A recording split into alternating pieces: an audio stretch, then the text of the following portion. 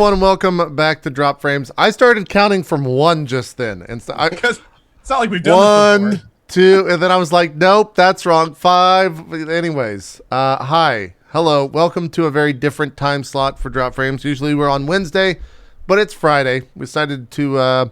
Really, the main reason we didn't want to do Wednesday is because we were allowed to stream Dark Souls 3, and that's primarily what we'll be talking about on the show, but not yet. We want to talk about everything, not Dark Souls, here at the top of the show, mostly because I think a lot of people don't want the game spoiled. And that's one of the things we're going to be talking about, too, is the fact that the game's not out for really 3 weeks from now.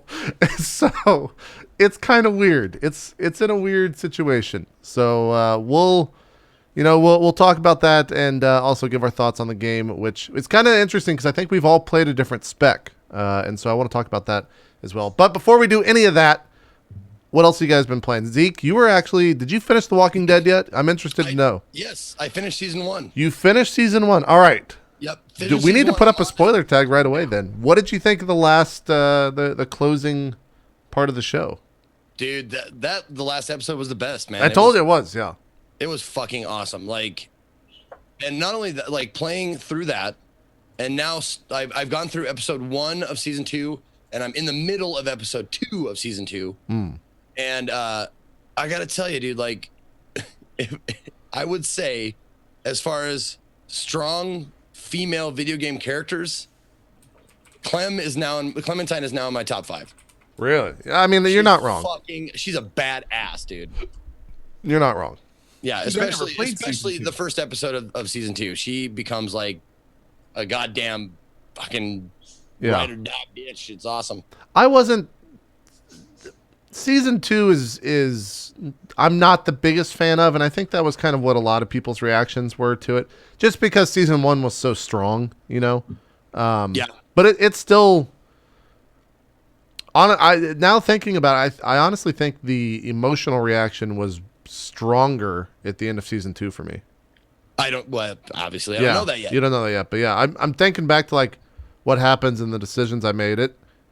They do a good job of making you or pulling it different heartstrings at the end of season 2, I guess. Oh, okay. Compared to season 1. Well, here was my problem with season 1, and the reason why I didn't get as emotionally invested as I would have liked or could have, I suppose, is because the voice actor for Clementine she did a good job. Don't get me wrong. It was good.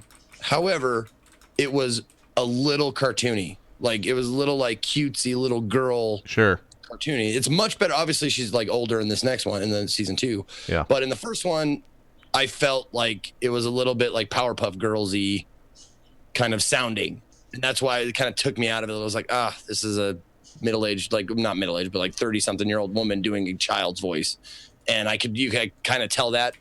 However, it didn't take away from the story itself. It just, the emotional investment wasn't as much. Yeah. It's a good game though, regardless. It's one of those. It's great. I think it's one of those games that everyone needs to play. I have to let him sit though, because your last meal is always the best meal you had. Sure. The last good meal you had is the one you remember. So I got to let him sit to see what I remember. But right now I'm The Walking Dead, man, that was probably the best Telltale game I played. But I was saying all along that it was The Wolf Among Us, and then I played Tales from the Borderlands. It's that was probably the best. Yeah. So they're all really good. Game of Thrones was probably third or fourth place out of the ones that I played, but it's still good. Mm-hmm. I need to play Game of Thrones. I'm really looking forward to finishing out season 2 of The Walking Dead, and waiting for the whole Michonne story to get out. Now, only the first 2 parts are out for that, or is it part 1 that's out for the? I think it's just part 1 right now. Okay, I heard it was kind of not. I heard it wasn't amazing. Really? Okay. Yeah, I haven't played it yet. I haven't seen people going crazy about it, but I don't know. That character is more interesting in the comics to me. And Zeke, you've read the Walking Dead stuff, right? So. Oh yeah, I'm all caught up on the comic book. I like the comic version of Michonne better than the TV version by far, and probably better than whatever they could do in a video game. Really? See, I think the TV version is probably the closest to the book of any of the characters.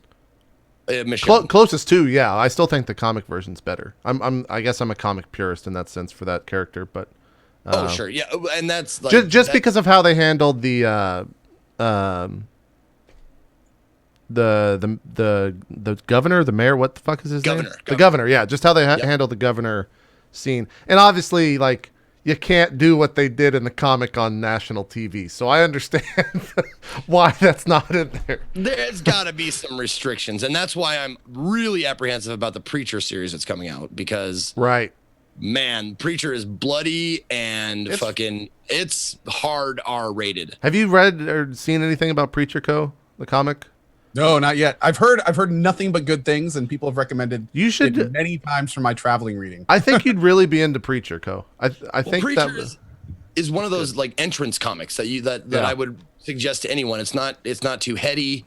It's constantly moving along. There's action. There's gore. There's fucking badass Western like spaghetti Western attitude in there, like Texas attitude. Yeah, a little bit. And it's just an easy popcorn read. It's great. Yeah. But it's like, can you imagine if they stick to the comic story of that show, Zeke, and it goes on AMC, can you imagine like the revolts from like churches that would just fucking like lose their mind? Hold that thought right there, because did we read anything? Like, did you hear anything about riots about the show on fucking network television called Lucifer? Oh no, yeah. Well, they present that in like such a. That's more like, I haven't watched the show, but from the trailer, it was like a sexualized Lucifer, like walking around town. That's from a comic as well. Oh, really? I didn't know that. Yeah. It's you've heard of the Sandman, right? Yes. Yeah. They did a spin-off comic called Lucifer. That was fucking fantastic. They adhered to the character from the Sandman, and then I watched the series and I wanted to fucking puke. They like Desperate Housewives did, right? Such a fucking terrible representation of that great comic. Like, they have some of the elements in there, like base elements of the comic, and none of the fucking swagger, none of the fucking. That sucks. It's like a shitty. I would rather watch like Castle or Elementary, because they're the same. Don't knock Castle, man. Formula. Castle's it's a cop with a helper that's not a cop. It's the cop and Castle. It's the cop and Watts I guess Sherlock is just Sherlock Holmes. Yeah. Elementary's awesome, by the way. Elementary's pretty good show.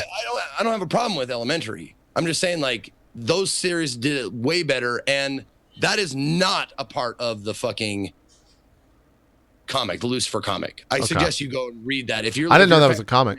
Read the Lucifer comic. It is fucking good. Yeah. Well, that's interesting then. But like, Preacher goes in such a way that it's such like a fuck you religion type comic, where they just do some really really fucking crazy stuff.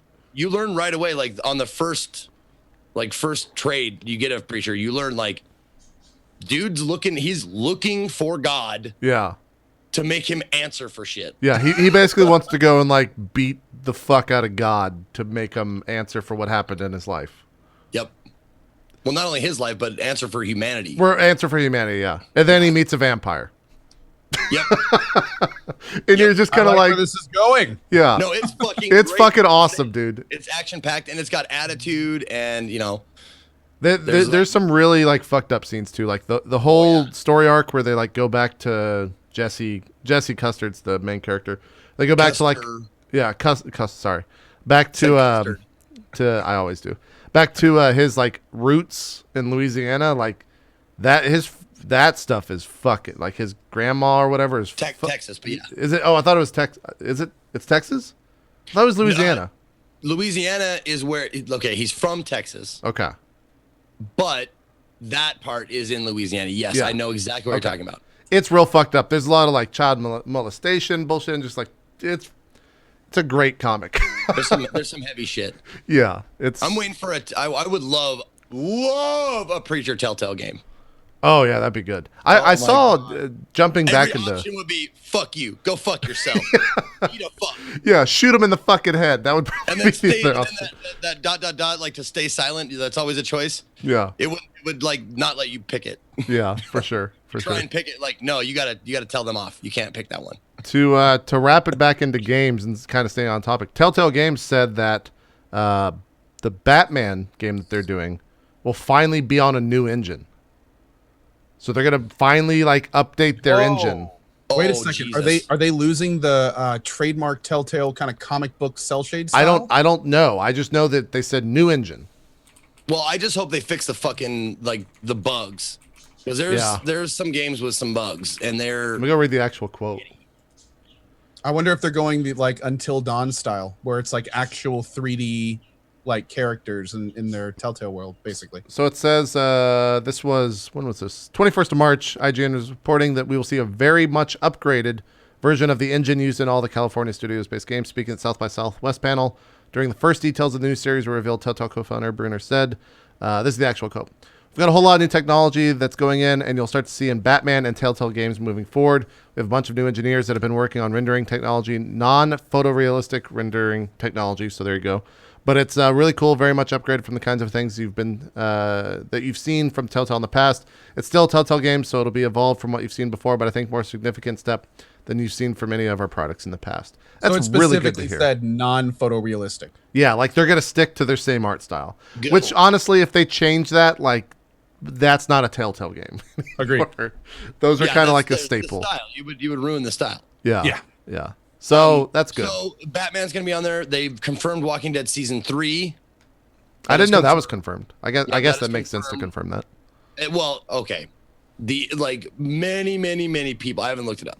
Many people. While I've been playing, said, "Oh, are you gonna play season 3 when it comes out?" It's confirmed. So I'm not absolutely sure about it. I'll but Google right now. Enough people have said. I'm like, oh, okay. I think so. That'd be cool. The Batman game should be pretty fucking sweet. I hope they get good voice actors for it, man. It's crazy, dude. I had to check my Steam to see if I had played Walking Dead season 2. Like it's been so long. When did it come out? It came out A year or two ago. Yeah, It's been a while. it's been a while. Yeah. It's been a hot minute, Yeah, as they say here in North Carolina. it's true. It's true.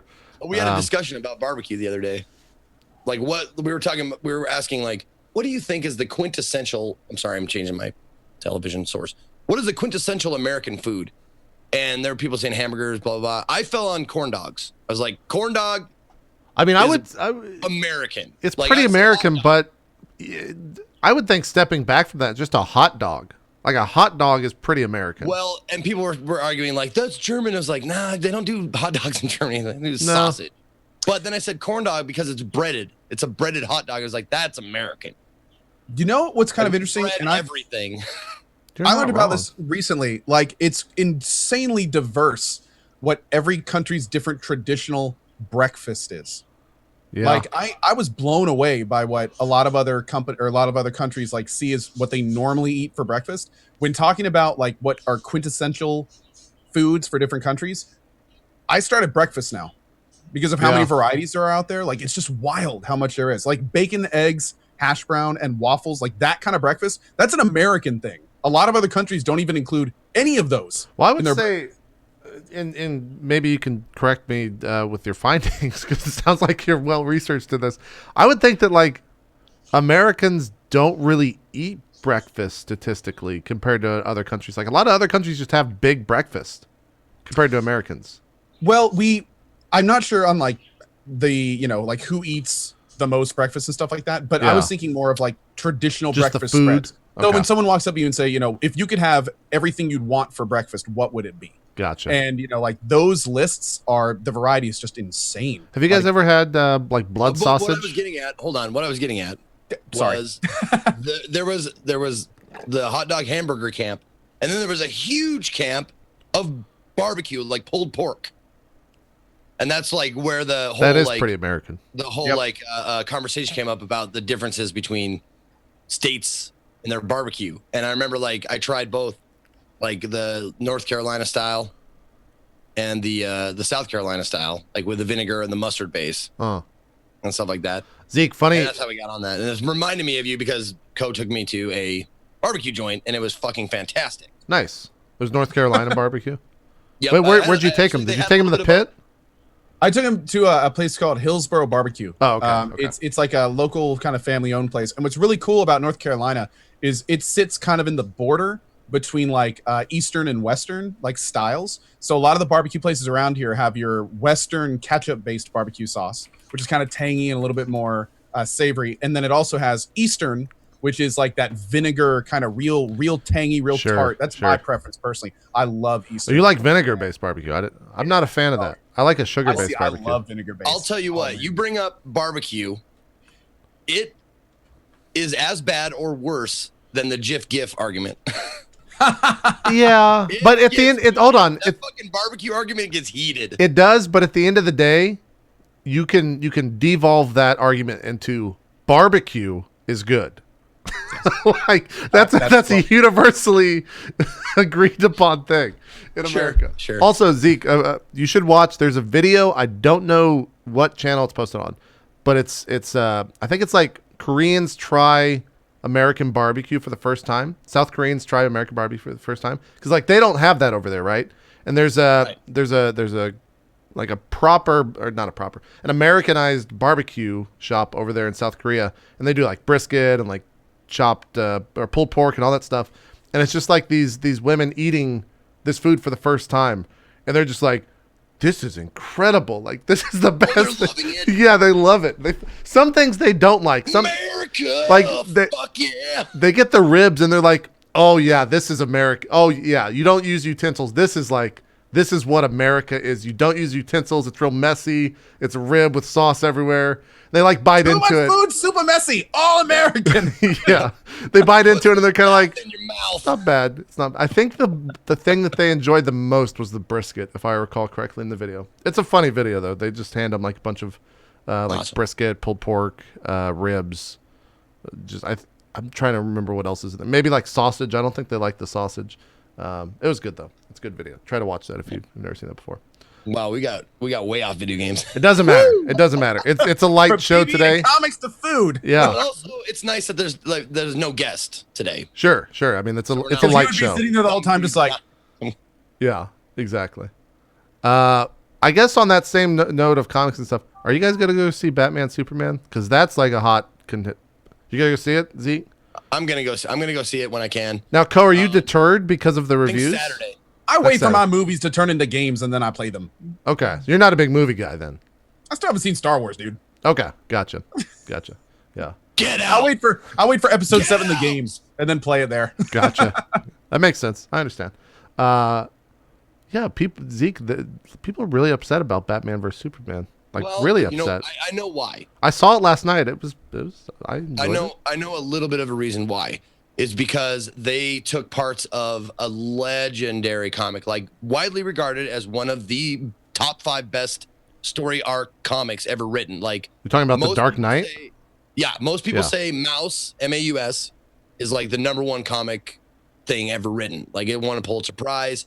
It's just deep and heartfelt, and it's all like it takes place in Nazi Germany, and they draw like the Jewish people are mice and the Nazis are cats and stuff like that, and it's just a powerful piece. But like widely second, third, or whatever, like on that list is Dark Knight. Dark Knight Returns. Yeah, and they take like there's a Batman versus Superman battle in that, and it's so well done and so well written that it's got a place in like every comic lover's heart. right. There's a moment too where I guess I won't say where it's at for people that care about that stuff, but there's a moment where like the quintessential Batman hanging off the side of the building and like that one pose with the lightning flash behind him. You know what I'm talking about? Like that is in the movie. Yeah. That exact, and it's only in the movie for like a split second and then it's gone. But like when that went on last night, when I saw it, like the entire fucking theater went fucking crazy. Like, oh my God, Batman's in the pose. They were like losing their shit. So that was kind of cool. I guess this is not a movie review podcast, but just go watch it. The people that are shitting on it are like comic book fucking loyalists that like really, really care about that shit. I found it still entertaining, even though a lot of the stuff is kind of like, there's things that happen in that movie and you're just kind of like, Well, that was fucking out of Well, nowhere. it's tough to separate. Like I've grown better and better as I've gotten older of separating mediums. Like this is Right. a comic book, Right. and this is a movie. They are separate things. They are not going to be like equally good. So maybe Different mediums, maybe man. I'll like this movie for Yeah. what it is, and not relate it to the source material. Yeah. I will say the fight stuff and like all of the fights in the movie are really good. There's the one thing that rubbed me the worst about the entire movie is there's, fucking crazy shit's going on in this film. Like they're going into fucking outer space and people are fucking going crazy with all the special effects. And then literally out of nowhere in the middle of this fight, all of the sound like deafens and Superman turns and goes, I love you. And I'm just like, why the fuck are you saying this now? Like, this is the worst random bullshit introduction to put a love plot. Like, I mean, it was there the entire movie, but it's like, what the fuck? I'll have to look for that. I laughed out loud when it happened. No, I'm glad. I'm really glad you spoiled that for me. Thanks, JP. Yeah, I guess that's a spoiler. But like, it happens, and I laughed so fucking loud, and I was like, ha! Really loud, and everyone in the theater was dead quiet. But it was really fucking dumb. When it happens, I hope you laugh too, Zeke. I'm sure I will. Yeah, because it's fucking out of nowhere. I won't laugh as hard now, though. You won't. You won't. I mean, it's not supposed to be comedic value, but it's fucking real. It's fucking real weird.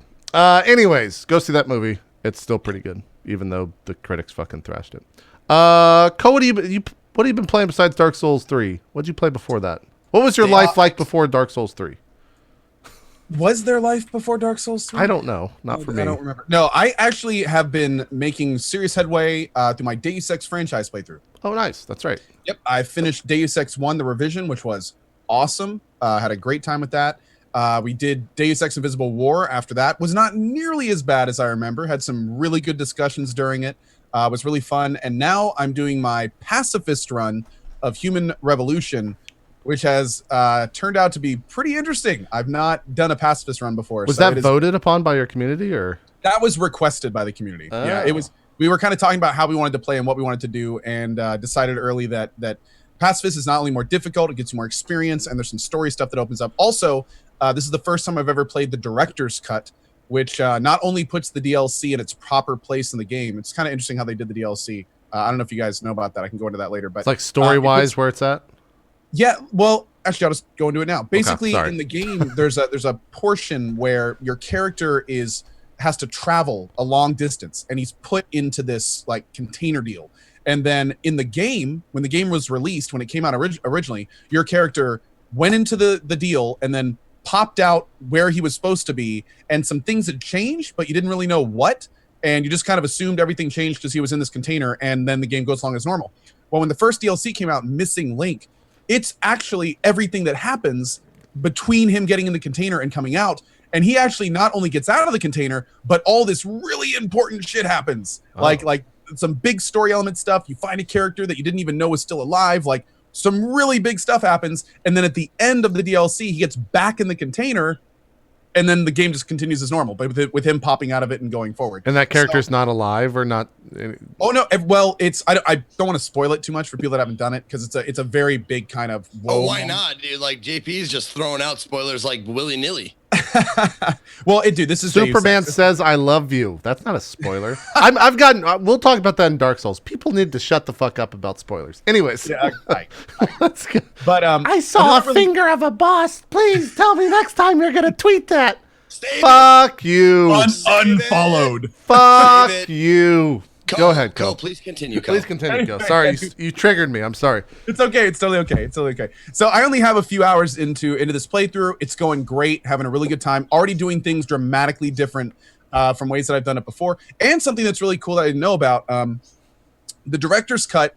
When the game came out, Deus Ex has always been about making your own choices. It's been about choosing how to play the game. You know, you don't have to kill everyone. You can kill everyone. Big about player choice and letting the player choose, most importantly. Well, when the game came out, there were many boss fights where it was simply not the case.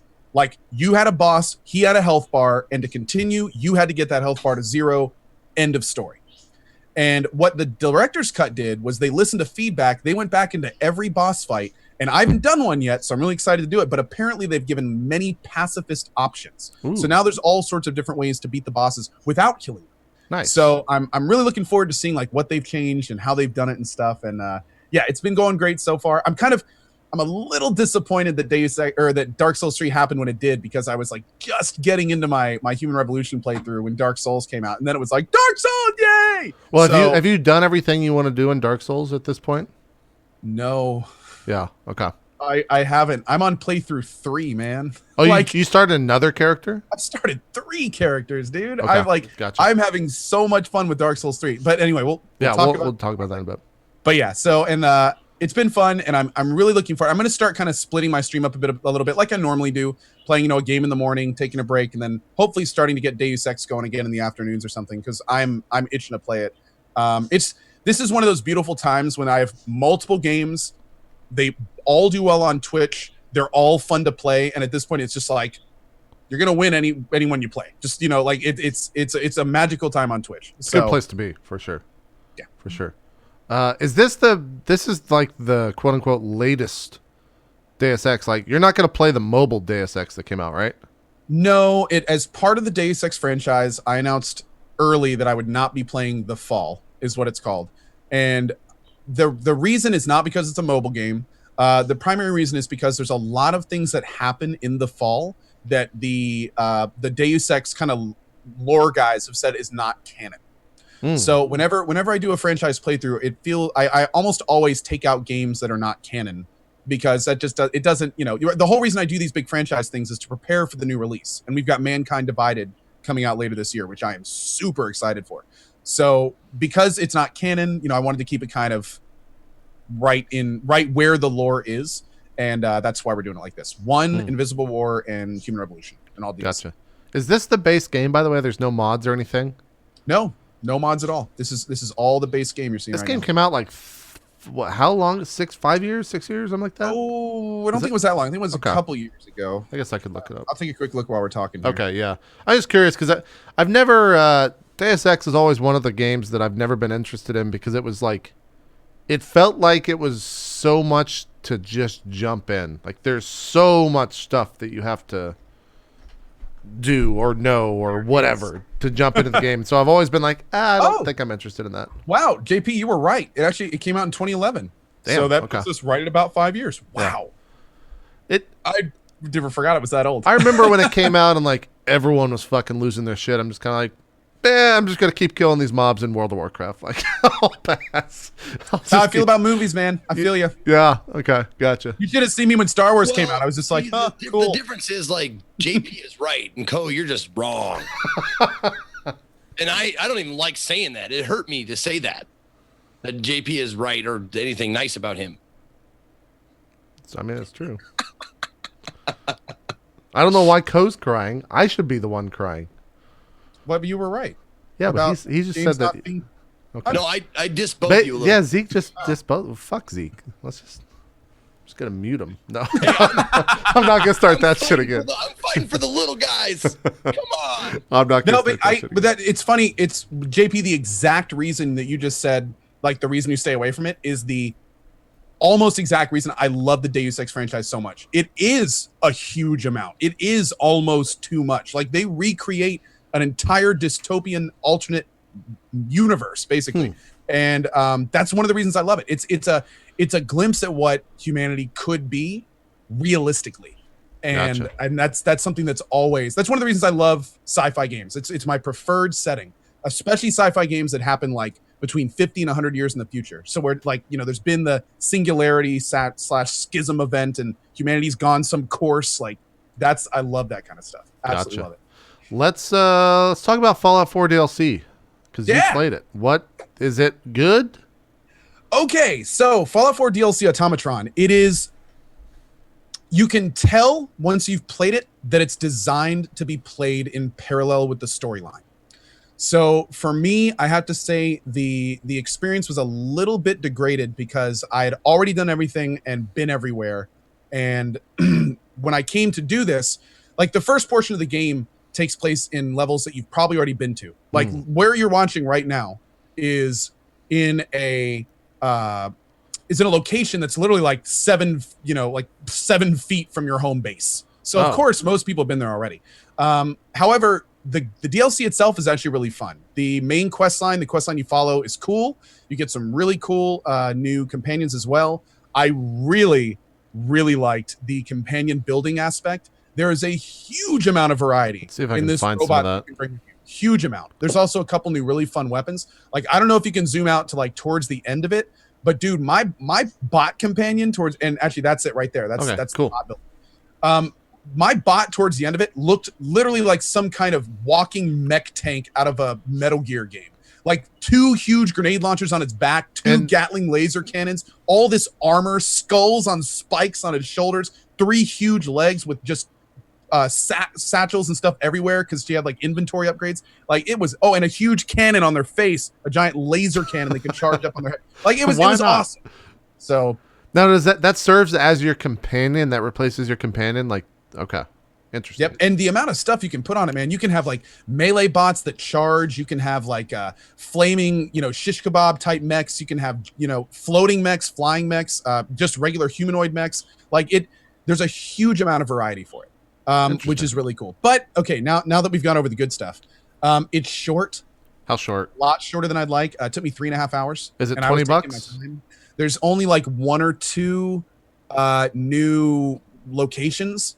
And they were fun, but it's coming from the DLCs of New Vegas and Fallout 3, where a lot of times they'll take you to just entire new locations that are like almost mini games in themselves. Right. This one definitely felt a little lacking in that regard. Another thing that I'm kind of sad about is the fact that the next DLC is just a bunch of building stuff. Apparently you do a few quests to get a bunch of building components, and then you just get to do a whole bunch more building.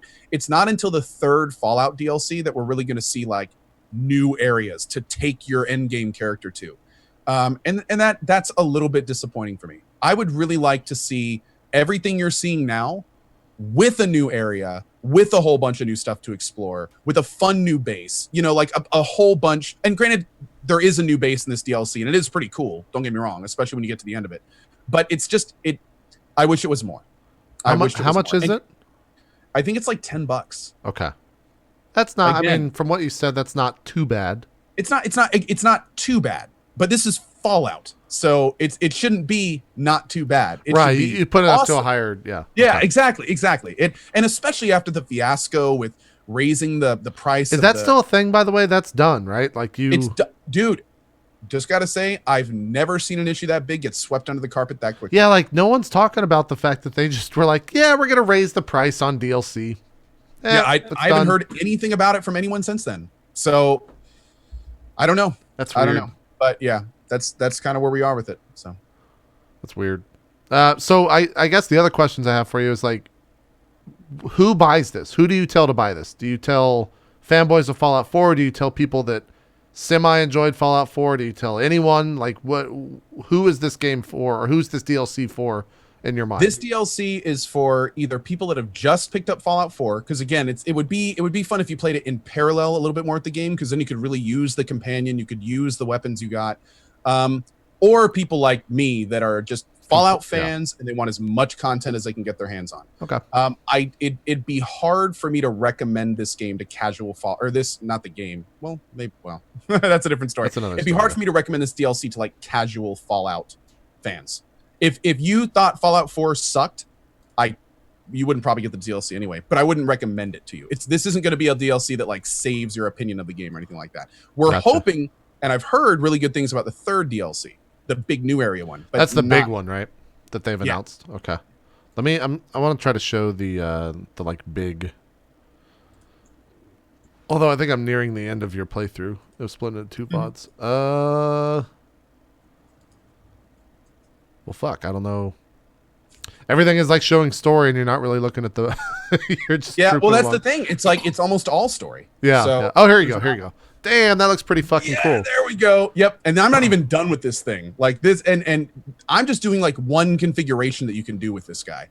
There's probably 15 plus weapons for each hands. They all have different benefits. There's different chest pieces you can put on that have different like things. You can even put sensors in them that like passively increase stats around you. Wow. Like this is easily the coolest part. Does of the it DLC. break the game in terms of difficulty at all? 'Cause like everything you're saying is like, damn, that sounds broken. I'm gonna be totally honest with you, man. It's really hard for me to tell because, like, by the time when you finish the DLC, you unlock all the upgrades for your bots. So I just basically built the coolest bot I did, and then I was kind of done. Okay. Like I had already done everything already in the game. So yeah, it was kind of tough at that point. Now, I just want to say, if Fallout 4 was me playing that thing instead of this stupid fucking human character, I'd be all about that game. 100%. I think it looks fucking sick. Can you change like the colors and stuff on it? Oh, you can do the paint job. Wow. The paint job, the chest plate, the front and rear armor, special effects, the arm types, the arm weapons, the entire chassis or the entire leg type. So you can have like thrusters or legs or treads or different stuff. Then you can do the armor on those, the different components of those. All the different pieces have armor, and That's all awesome. the different armor looks different and has different effects in some cases. So I mean, it's highly customizable. Highly No, customizable. I'm with you, JP. Like that's why as soon as I got power armor, I never fucking took it off. Yeah, I'm the same way. That for the I just 5 or 6 go- hours I played, yeah. You can just fucking meleeing everything in my fucking path. Well, that thing moves really oddly. It's got a very weird tread system. It's got a wheeled tread system. So it when it moves, it's kind of like it's almost like a tank. Like it's kind of odd. But that particular one also is that one in the tread one I've heard can have some issues in existing Pathing? smaller locations. Yeah. Oh yeah. I In guess fact, you can't take that thing into like certain buildings because it's so fucking Yep. huge. In fact, in the very last area of the DLC, my guy got stuck at the beginning. Oh man. And I was like, of all the areas you guys needed to make sure this worked in, like the DLC area that it's designed for, it gets stuck in there. I was just, It would also be cool if you could just ride that thing. If you could just Yeah. like jump on the back. or if you could shoot make from it power armor. and Yeah, just- and- turn it yeah, into power absolutely. armor. Yeah, like have it That'd be really transformer. cool. That would have been cool. When's the next DLC out? Do you know the month or I anything don't. like that? I don't think they've announced the date yet. The date. so. Okay, gotcha. They- Gotcha. Yeah, we're all kind of all the Fallout fans are a little bit hesitant about the next DLC. We're hoping that there's been talks that they're going to really turn building into something awesome, which it is not so much now. It's more of just like a weird addition that can get you extra caps. So we'll see. Hopefully it could be really fun. They're talking about like opening up trade routes and having like unique NPCs that go between them and attracting like unique NPCs if specific things are met. Like there's all sorts of conjecture out there right now. So hopefully it'll be good. We'll see. I'll let you Gotcha. know after it comes out. Cool. No, speaking of like movement, like I sent you a link for later, JP. Oh, is this the thing with spamfish? Yep. I think I saw this. Yeah. Also, I've seen that as well in my own games, which is very funny what happens. Yeah. But it's way more fun. Yeah. We'll talk about it. It's Dark Souls 3 talk, of course, Yep. which is kind of what's all on our brains. But let's do a little bit of news here. Some news that came out this morning. Our friend Steven Lumpkin, his game, well, not his own game, but like the game he's working on, Roller Coaster Tycoon World, was delayed again. It's switched to early access model. There's no schedule for final release available, and refunds are being offered. So that's kind of all over the place. I don't think you can buy it right now. Can you? No, it's still pre-purchase. So it's available March 30th. So 5 days you can actually play the early access version of Roller Coaster Tycoon World. So 5 days. comes out on March 30th on Steam. I guess shit, they're wanting cool. some more money to finish the game. I don't know. That's kind of interesting. Products that are announced as final products and then turn into early access is always a little bit concerning, Yeah. regardless of the project. So hopefully that everything's going okay. Yeah, I'm just reading through the comments on the on this Reddit thread to see. Seems like people aren't like too upset just from very topically reading the comments of it.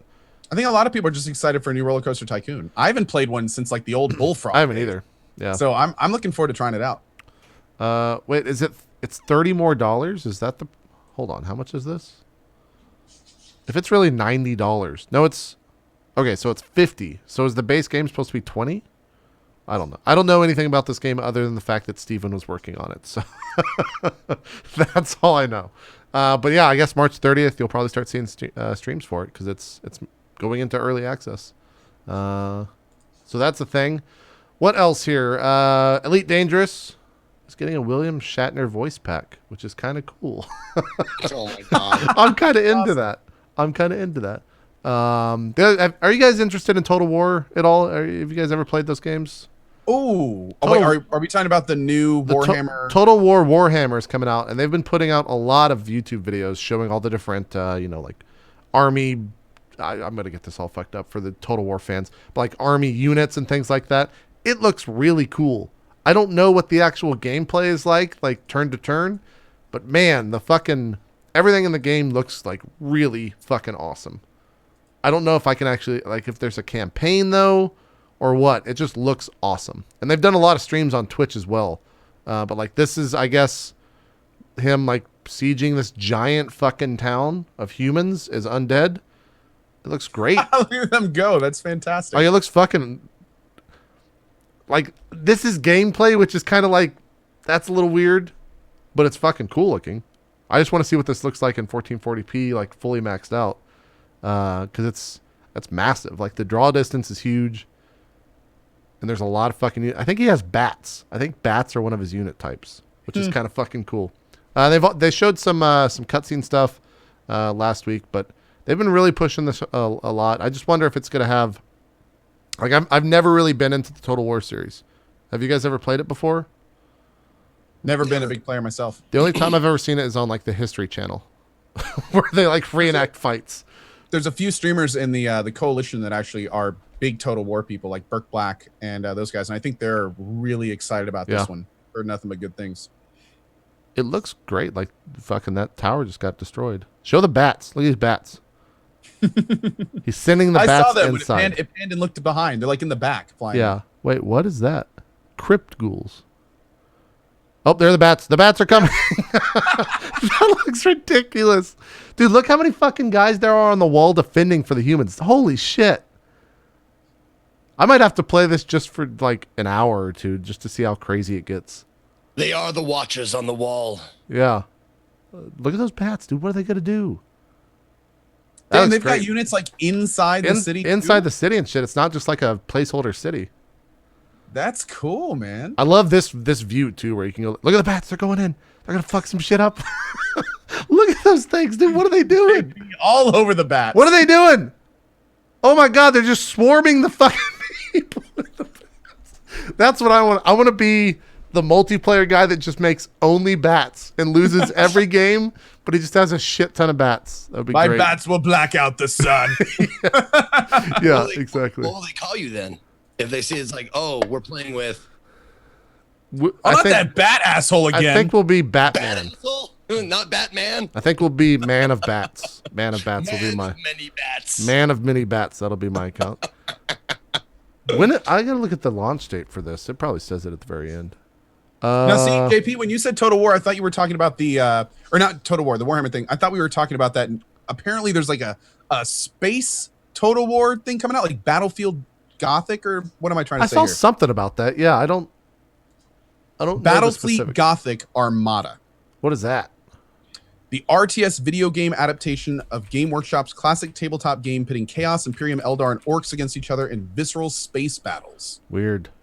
That apparently came, I think it opened a beta or something soon. It looks awesome. It looks almost like Homeworld a little bit. What's the name of it? It's called Battlefleet Gothic, Battlefleet Armada. It's a hell of a name. Also, Total War Warhammer comes out on May 24th, so they're still a little ways out, actually. Mm-hmm. Okay, yeah, Battlefield doesn't come out until April 21st, so it's another month away. Now, does Battlefleet Gothic, is that... Oh, yeah, it does have the Game Workshop license. Okay. Mm-hmm. Yep. All right, let me Which is weird that Warhammer's not on the title. That threw me off a little bit. Maybe there's a lore reference or something in there that I don't know. Oh, so this is space? Yeah. 40K. Same universe, but yeah. 40K in the or whatever that. I don't want to get into the lore of that. But Warhammer 40K. Yeah. In space. This is... That's I saw this on YouTube, by the way, and I didn't listen to have the sound on, but it had subtitles. And apparently during that, they're singing an orc song about we do orcs. Oh, really? It's an introduction of the orcs. So yeah, it was pretty funny. What the fuck? This looks sick. Is this multiplayer or is this? I don't know. That kind of looks like a more RTS Dreadnought. Yeah, that's another way to put it. Yep, which is kind of like Homeworld 2 if you think about it. Yeah. 3D.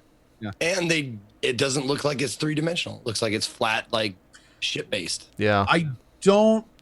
I that's actually a really good question, Zeke. I'm actually wondering if it's 3D too. I don't think it's all 2D. I think you can move up and down. Okay. Not entirely sure though.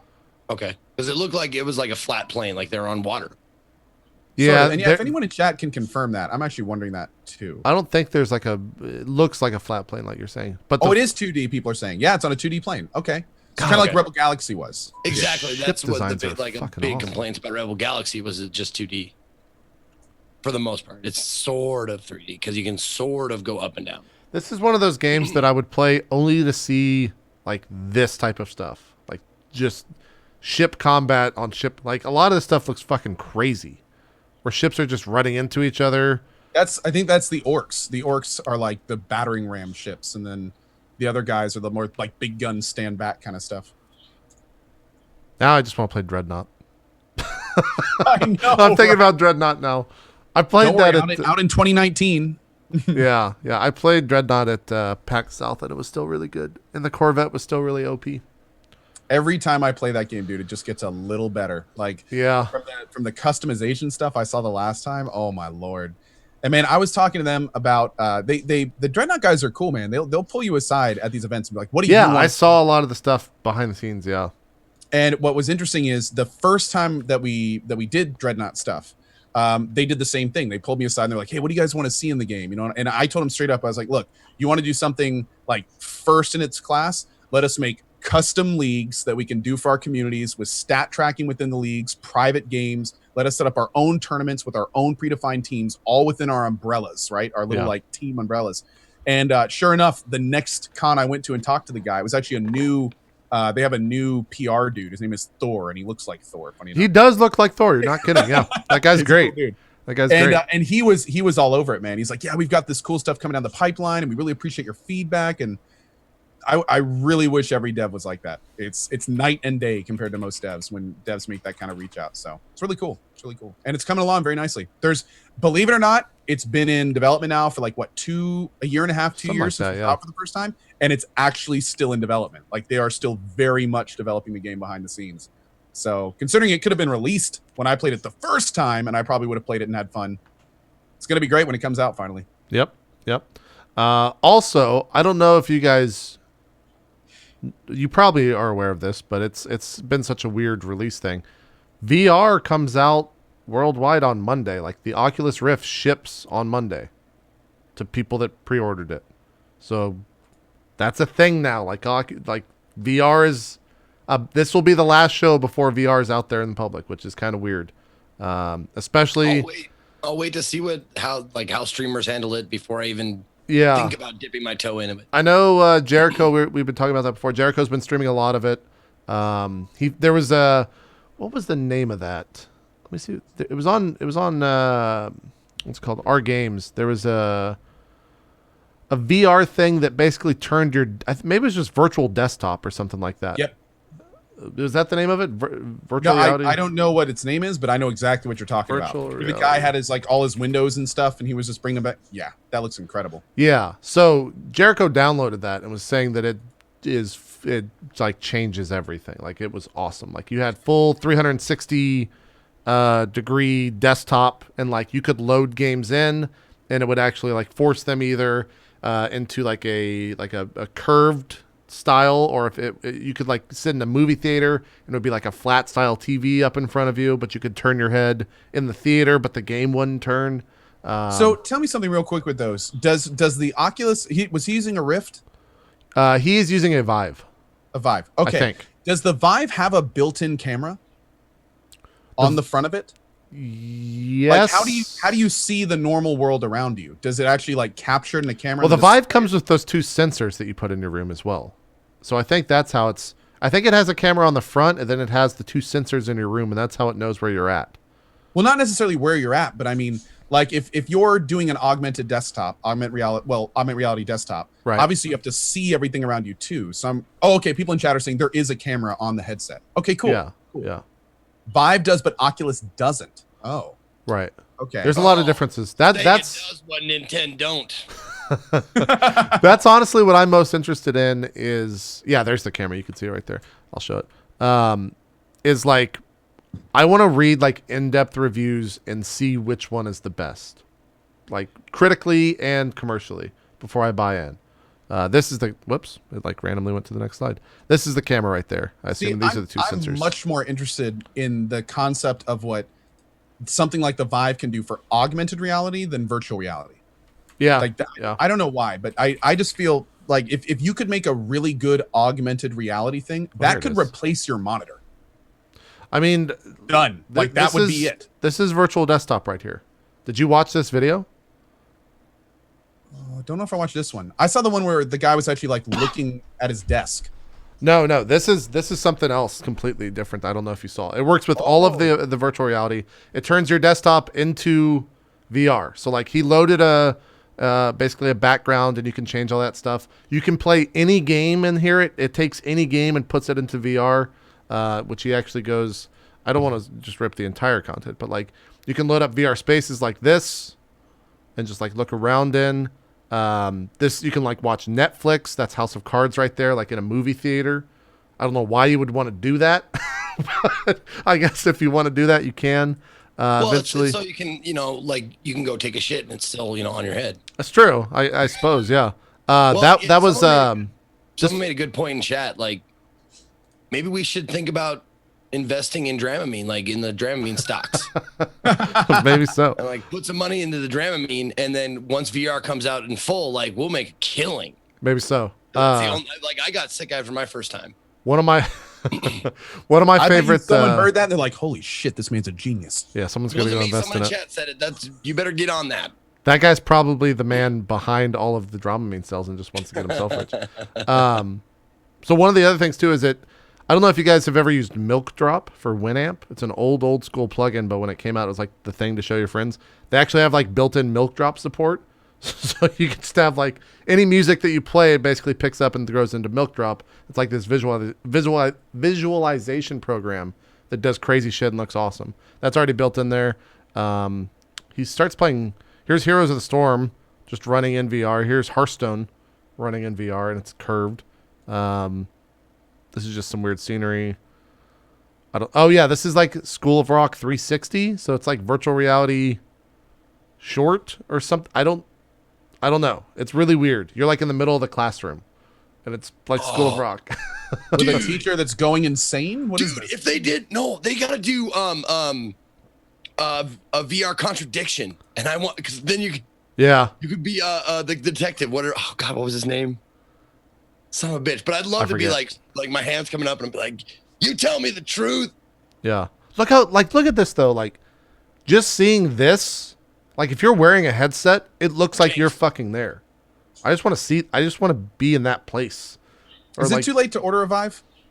No, but I think by the time you get one, it will be much later than the normal release. I will say though that they are pretty open to streamers. Like I might be getting one soon-ish, if not at launch. And that's how Jericho got one as well. So you might want to try reaching out to them. Because I just want one to wear. So very rarely do I reach out to the actual person. I usually just reach out to a person who knows the person. Have them do it for you. Hey, can you sneak me in the door here, bud?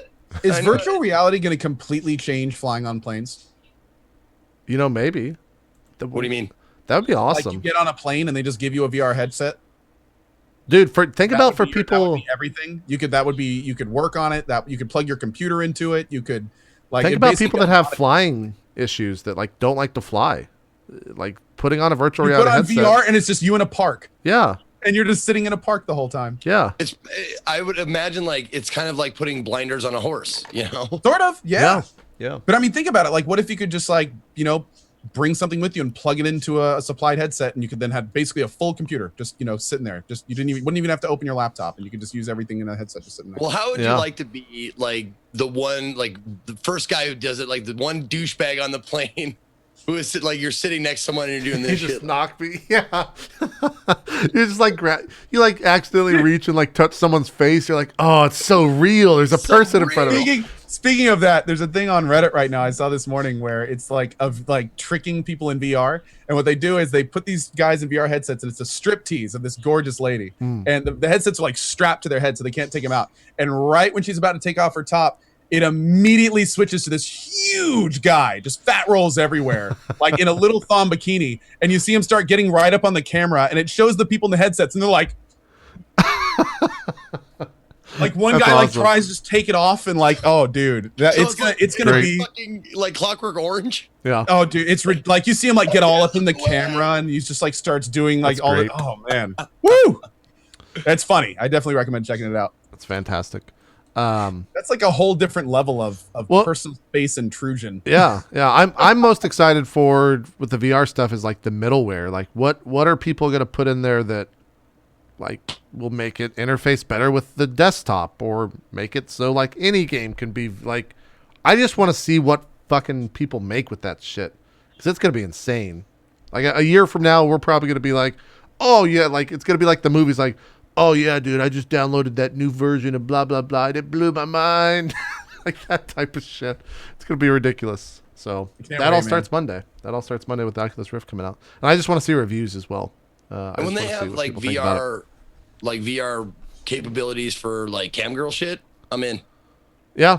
Well, you saw that. The porn industry is all over. No, you VR. saw Pornhub already announced, and it was funny too. Like they announced that VR will be available for free on Pornhub, and like, Are you on their mailing list or something? no, Yes, this was a huge thing on. That's because I signed him up for it. Yeah, this was a huge thing in the tech world this week because they announced that, and like, for the most part, the porn industry was like, "Oh yeah, it's gonna be all like you're gonna have to pay for the VR stuff, and we're gonna make a killing by like making people actually have to pay for porn again and all this stuff." And then Pornhub's just like, "Nah, we're just gonna give it to you for free. Like you can go to Pornhub right now and just look at VR porn. It doesn't actually work unless you have a headset, though, from what I've seen." Dude, what's even crazier is I don't remember the name of the movie company, but of course there's big, big movie companies in porn. Yeah. Total Oh yeah. professional, that kind of stuff. And at one, I think it was either the last E3 or maybe the last developers conference. They actually like brought their stuff in and were giving porn demos, like totally legitly, like guys. That was at CES. That was CES. Yeah, that's it. Yeah. Yeah. Where they would just like line up reporters and be like, "Come check out our hardcore pornography in VR." Yep. Wearing like nice suits and like it. I mean, it's a thing. It's gonna happen. It's on the way. It's gonna be a thing, man. It's gonna be a thing for sure. Well, I mean, porn, like legalizing marijuana, like legalizing gay marriage, like we're moving we're moving towards the good, the right answers here. Sure. Yeah. As a society, like Yeah. pretty soon we're gonna have legalized weed everywhere. Pretty soon, like I hope we'll have like legalized prostitution everywhere. It'd be great. you Like, probably gotta we're go out of the moving in U.S. right for that. direction. Yeah. I will also say that Jericho and me were talking on Twitter. Apparently, the VR porn that's out right now is not that great. It didn't do it for him. As well as him and Sana were just like, yeah, it's not that great. So just like any industry, it'll need to evolve over time. yeah, exactly. So we'll see that. Talking about evolving over time, did you guys know? I don't know if you saw the story that the PlayStation 4 or the PS4 is getting an update, and the PlayStation 4.5 is going to happen. They're going to get a hardware update for PlayStation 4. What? A hardware update? Yeah. Are we going to be able to download more RAM? I don't know. This broke last week on Kotaku from Patrick Klepek. He used to work at Giant Bomb, and it's PlayStation 4.5. It's going to include an upgraded GPU to support both high-end 4K resolution for games and add more processing power that can enhance the games supported by PlayStation VR. It's a thing. It's kind of fucking weird that that's a thing now, that they're going to... Wait a sec. Oh, hold on. They're going to update a console. So it'll basically be like, oh yeah, this game's awesome if it's on the right PlayStation, or it's shit and you shouldn't play it. Yeah, I don't know. I don't know how that works. Are they doing this in lieu of making a PlayStation 5? I don't know that answer. I don't think anyone knows that answer. But Well, it's I mean, they really don't need to make a PlayStation 5. Like, well, it's too early in the it's way too early in the console cycle to make a new console. Like right.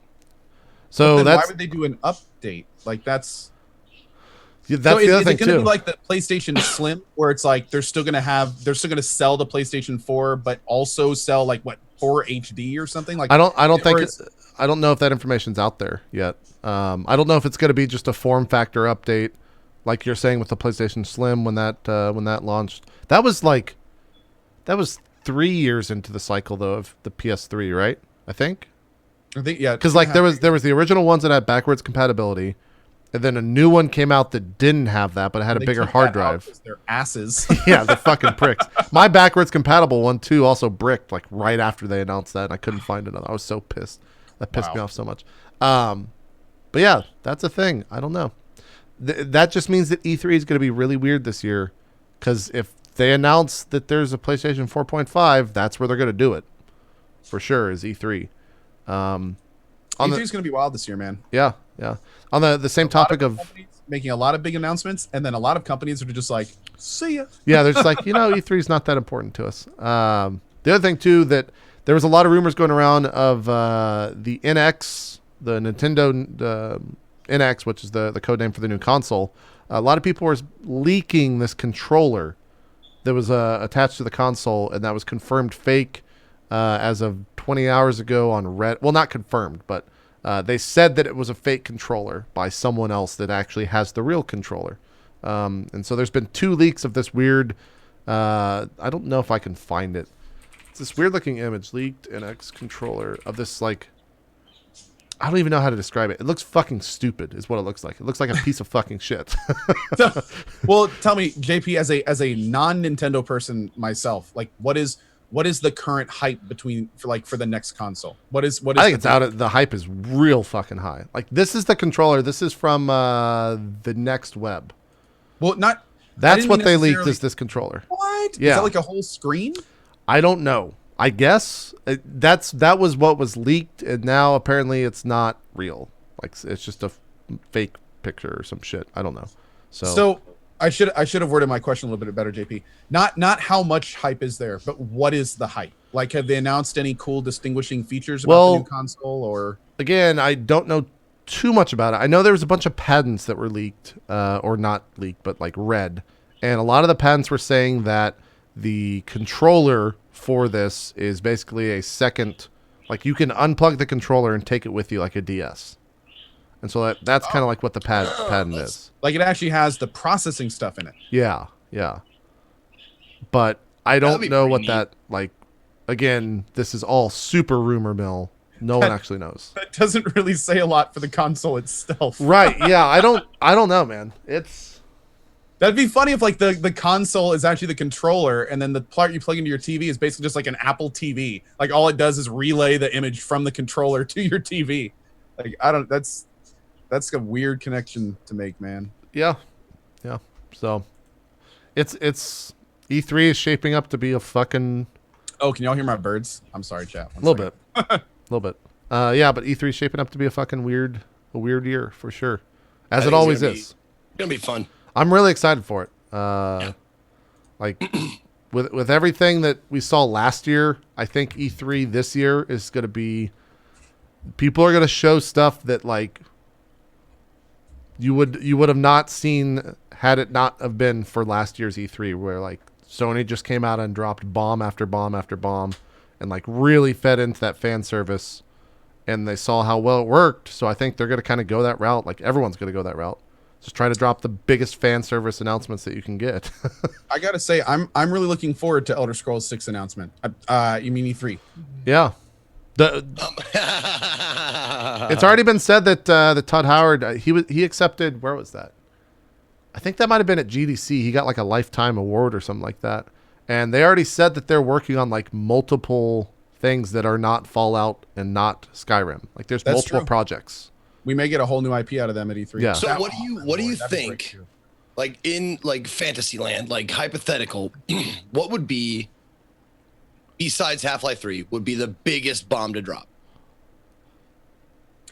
I honestly think like JP may have just nailed it. Like, having a major company announce a new living franchise, something they're really putting their heart and soul into, and not teasing it, like showing it. So many remakes. Yeah. Like this is literally, the last few years have been like the year of sequels. And don't get me wrong, it's been good in a lot of ways, but we haven't seen like a huge new franchise come out soon. Also, I think it'd be really cool for them to, like, someone in chat just nailed actually what I was about to say. It'd be really cool to see some older games that have been really popular have real, tangible, awesome remakes. Like, it wouldn't probably happen, but Coder 3.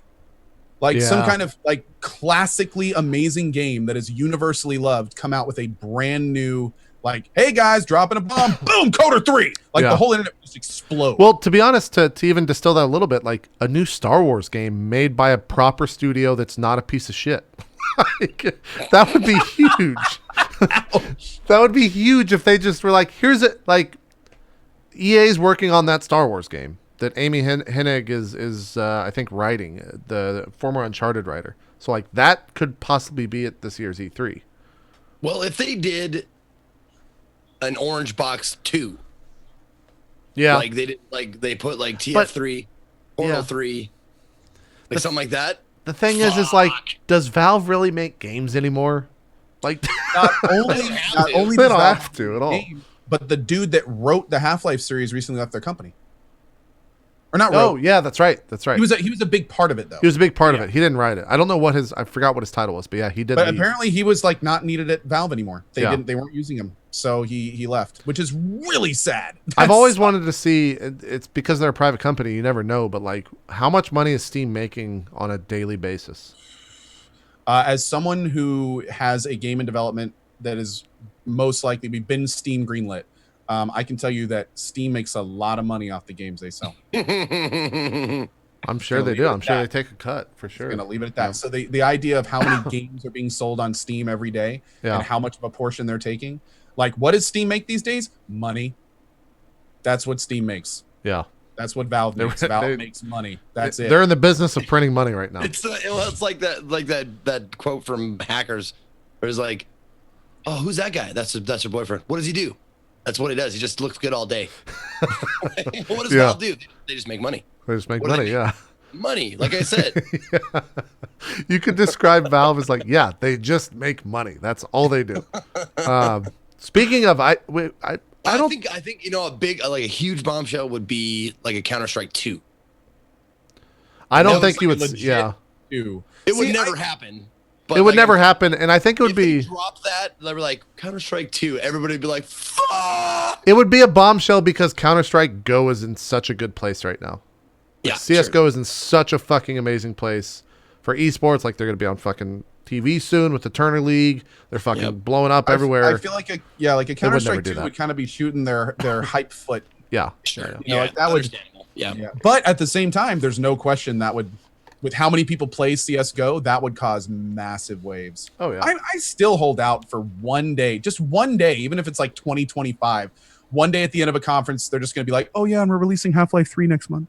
It's got to happen. It's not even that. Look, the way everyone's always talked about, like, how do you release Half-Life 3? You release it by, you open Steam one day, and the front page of Steam is Half-Life 3 available now.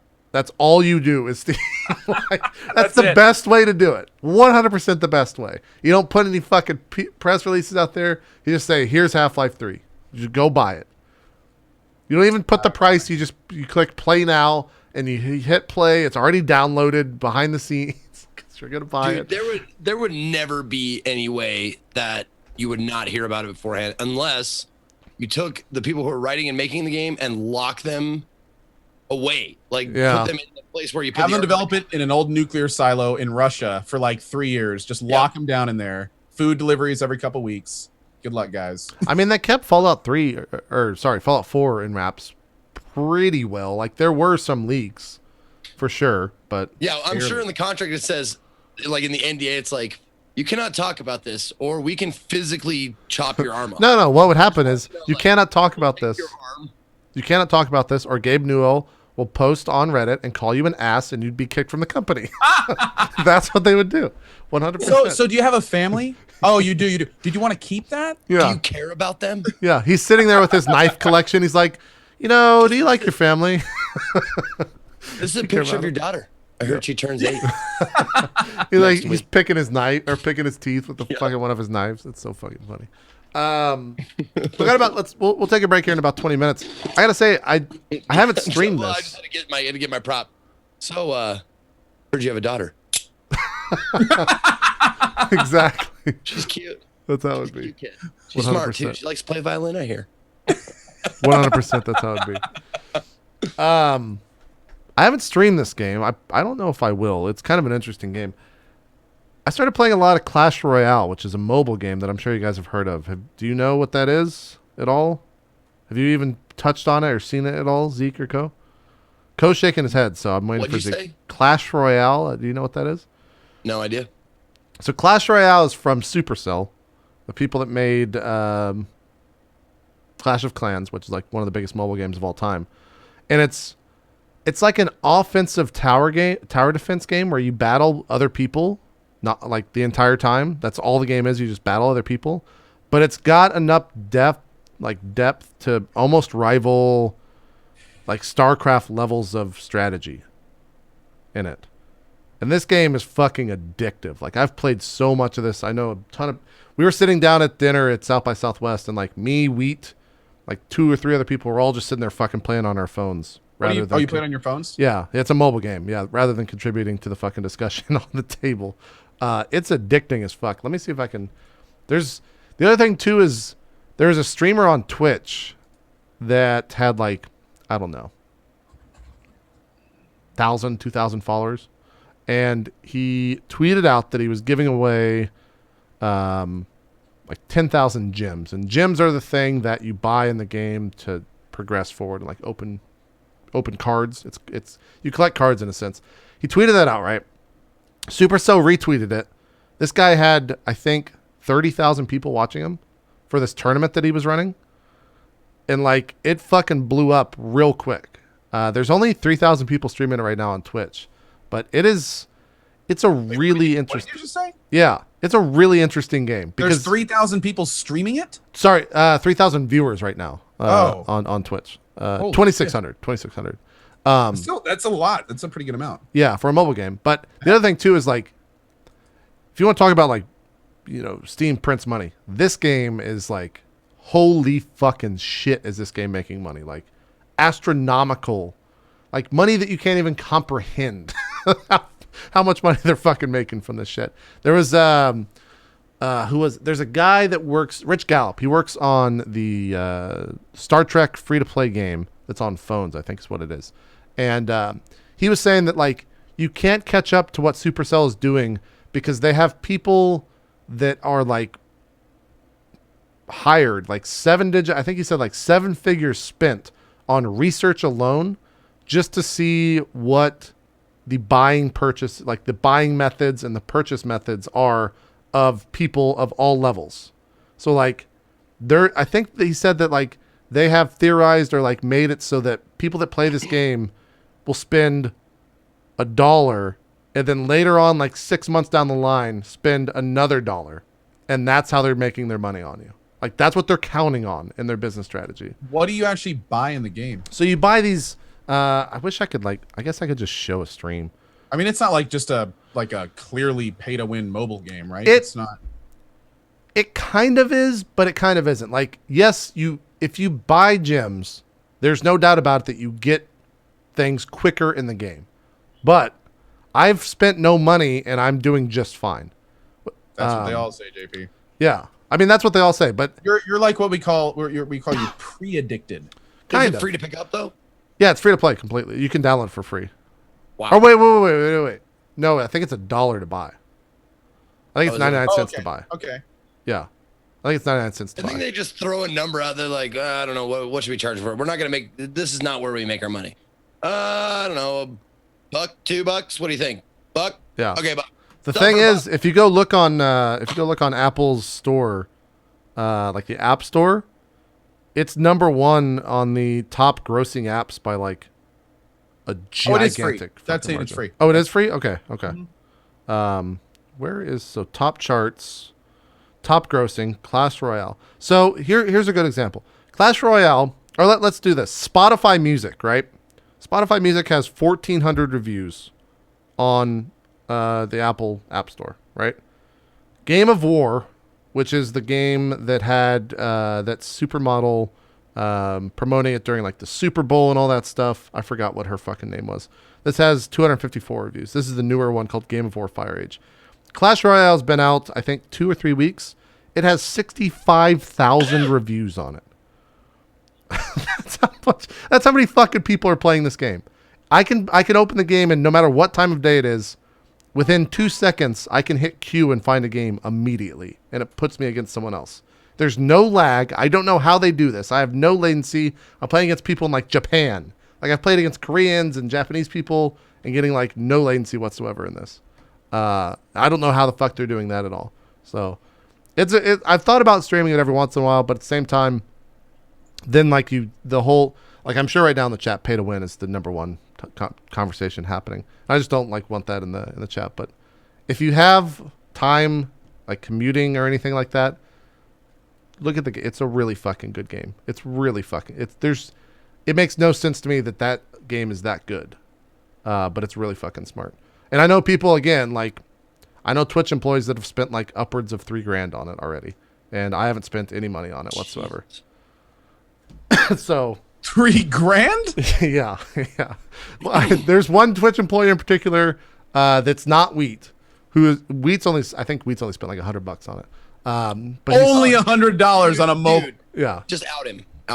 No, I'm not gonna out him. I'm not gonna out him or her. I'm not gonna out him. But he's spent like $3,000 apparently. Why are you not gonna out him? Because I don't know. He's not a streamer or anything. He's just a private Twitch guy. All right. But the thing is that there's also I was half expecting JP to be like Aurelian. Oh no, she's never played it before. What was I gonna say? Oh, on like I think it was a Clash Royale subreddit. So the way that the game works in terms of it's kind of like StarCraft, how there's like a ranking system, like a bronze, silver, gold, diamond, master, grandmaster, whatever. There's like 7 different arenas that you can play in, and these are like the different tiers of skill levels.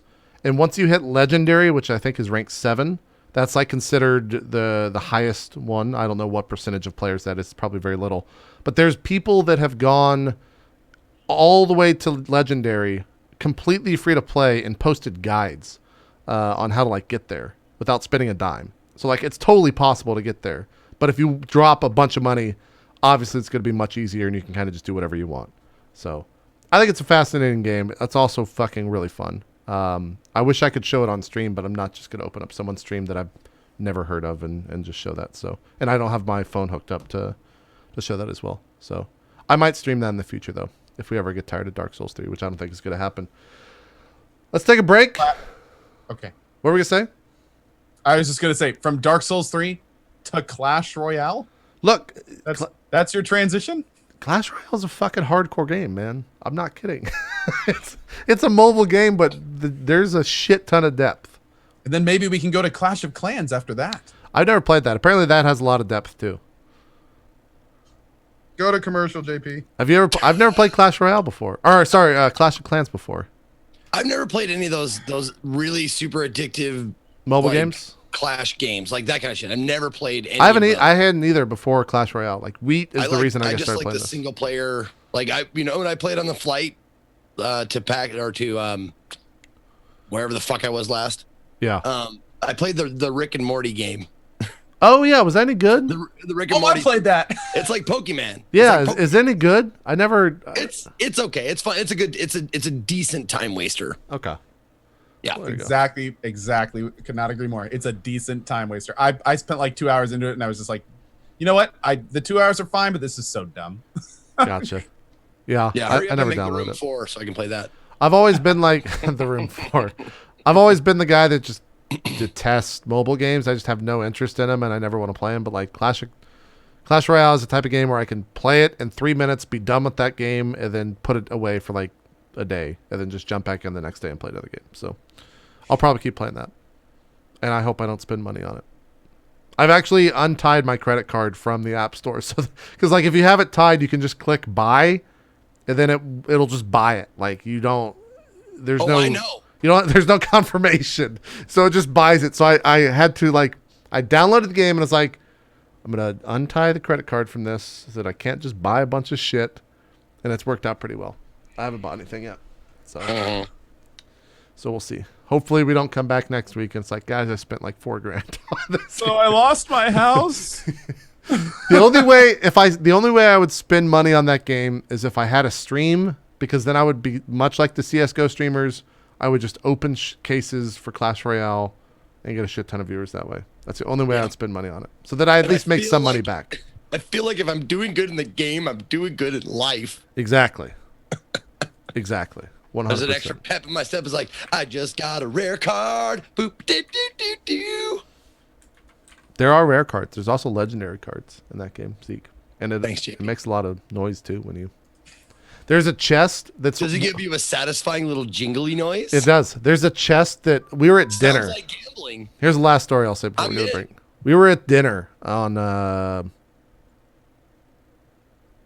Saturday of last week. Wheat's playing the game.